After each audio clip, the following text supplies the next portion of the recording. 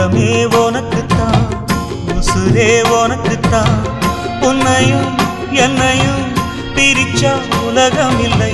தண்ணிக்கும் மீனுக்கும் என்னைக்கும் வில்லங்கம் இல்லையே. வாழ்